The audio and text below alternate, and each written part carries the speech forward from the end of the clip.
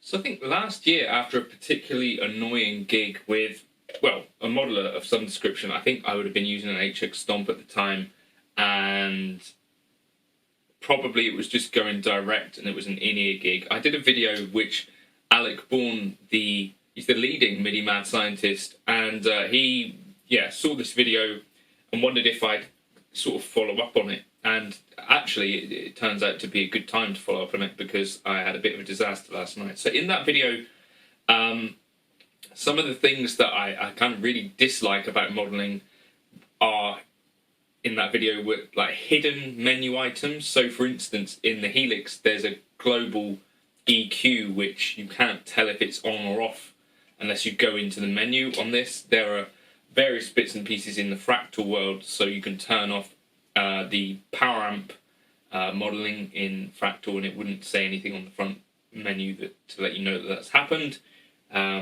These sorts of things I think can really trip us up if we're gigging with modelers.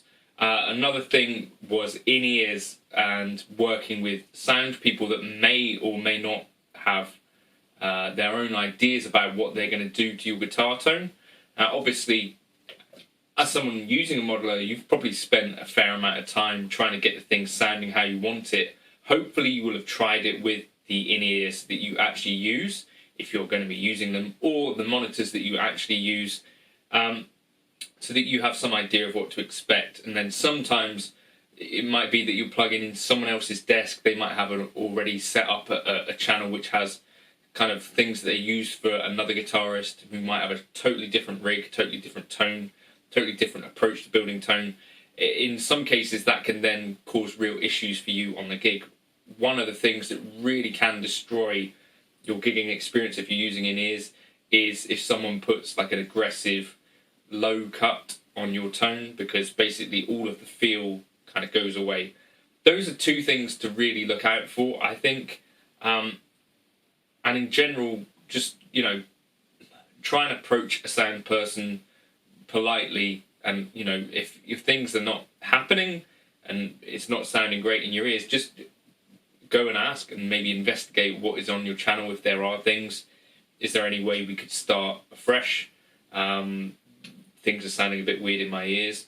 That sort of thing. What I've been finding lately, so I've gone to a bit more of a hybrid approach. So I have like an HX Stomp on my board and a Keeley Tone workstation. I'll show you this in a sec. And a Boss Angry Driver. So that's doing like a Martian in the box type thing. And I've been really enjoying that because I can use that as itself as a standalone rig, or I can go out via the send, which is put like before the amp, into a real amplifier. And I'm having some fun kind of experimenting with that. I'm thinking that's going to be basically my rig for the rest of the year. In general, I'm enjoying, so basically in the band that I play in, I don't use in-ears, because I'm doing like the whole front of house sound as well. So I have a monitor which is sending me back the front of house sound. And because there's a keyboard player in the band as well, I try to have my amp giving the front of house a bit of help so that it's not all of the stuff coming through the same speakers. You've got a vocal, you've got a keyboard, you've got guitar. Bass sometimes is coming through front of house as well. I think sometimes it does help, especially if someone's in the middle of the stage, to have something coming from stage as well. And particularly for drummers, like the drummer I was playing with last night asked if I could have some stage volume. I think silent stages seem to be a thing that a lot of folks are maybe pushing for, but it's not a thing that I think necessarily suits every scenario. And for me, if you've got a real drum kit there, there's no reason why there can't be some guitar, some bass kicking out some volume as well. So, last night, this is kind of now my number one pet peeve about modelers. A modeler that doesn't have a fairly universal power supply is now my pet hate. So, this is my board, and I kind of had a thought in the car. So, my car had been in the garage earlier in the week, so I took a load of stuff out of the car and put it in the hallway so that the mechanic didn't have to fight past a bunch of stuff to get in to the car to fix whatever he needed to fix. As it happens, it was in the engine that the problem was, obviously. But anyway, so I got as far like 45 minutes up the road. It was an hour and a half drive.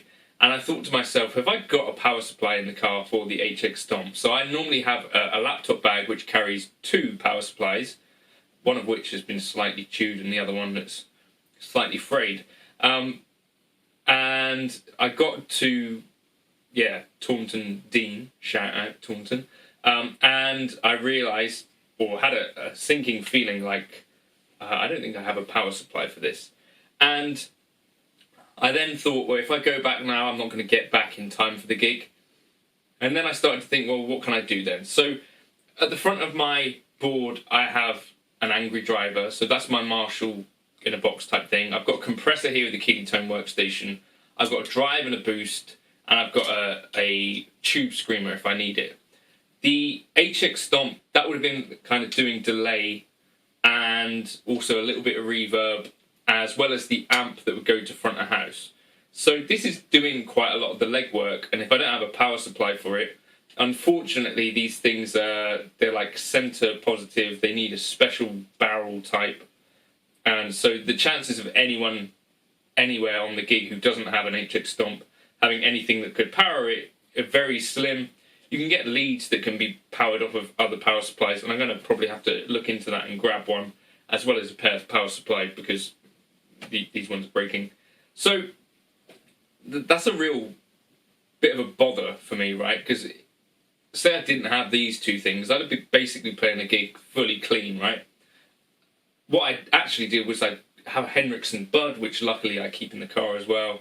And so I just basically took the DI out of the back of that to front of house. And actually it was really, really good for the clean stuff and pretty fine for the driven stuff as well. I would stack the Angry Driver with the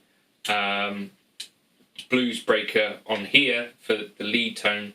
and then just a compressor for the clean stuff. It actually worked really well because the gig is mostly clean anyway. So it worked fine, and it has kind of got me thinking, like, well, would I be any less happy if I just took the HX Stomp off the board, stuck a delay on, and just go into some sort of amp and then to front of house? Possibly it wouldn't even be that much of a big deal. The things that I do really like about modelling, though, are the convenience of having multiple things on one foot switch, as well as things like delay. I can have 2 delays in a preset and switch between different delays per snapshot, as well as controlling things with an expression pedal. So I have an expression pedal which kind of does a boost if I need it to, and it's got a tuner built in. So the things that I really like about modelling in the live scenario is that I'm not really having to do any of the tap dancing stuff, which can be kind of distracting. And what wasn't distracting last night, because I had such a simple rig,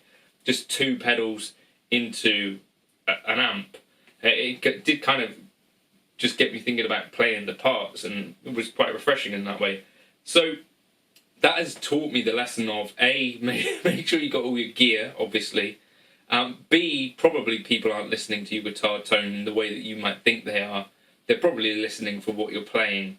And as long as things aren't sounding awfully spiky and there's not massive volume differences, they're probably not noticing as much as you think they should. There was one moment when me and the keyboard player laughed because I was trying to play Juice, which has quite a interesting kind of delay, like tap tempoed thing, and I was just like, dude, and it didn't happen, obviously. So that was missing, but just these 2 pedals and a delay of some form, probably I could have got through that gig with absolutely no problems at all. And it's made me think about things a little bit. So one of the things that I've learned to really do with the modelling side of stuff is to keep things as simple as you reasonably can. So I use 1 preset per gig if I can, and I just have it set up in snapshots. So I have a rhythm, a lead, and a clean snapshot. And then on the HX Stomp XL, if I'm using that, that has 1 extra snapshot where it has like a dotted delay that comes on. For my hybrid setup with the amp, I basically just have 2 delays set here, and then I'm using the analog drives. I do think there is definitely a benefit in terms of taking these analog drives out, particularly if this thing, you forget to take a power supply. So there is some kind of backup plan in place with this as well, because this is drive, compression, boosts. I can handle that with just these 2 pedals. It's quite nice from that point of view. So yeah, let me know your thoughts on that. I think I'm going to have to investigate other ways to power the HX Stomp so that this sort of thing doesn't happen again, because it would have been nice to have some delay, probably. I'll catch you in another video soon. What are the things that you found that don't work for you very well modelling? Yeah, I'm definitely on the fence about whether I prefer amps or modelling for the live thing. I do feel like, in general, I'm going to have a bit more fun if I have a real amp on stage, if I'm able to. At the same time, I'm the guy that is responsible for carrying all the gear and stuff, so that's a little bit difficult to juggle. And recently, I've had 2 IEM gigs where I've actually had a really good time, and I think what I've just learned to do is just accept that things aren't going to be perfect, and just turn things down a little bit in your ears. Make sure you can hear a bit of everything. Don't have the guitar super, super loud. Kind of have it sitting comfortably in the mix so that you're not blown away by your own sounds. Turn things down a bit so you can hear the real drums, and that's been a really good experience as well, actually. So I don't know, let me know your thoughts. Cheers.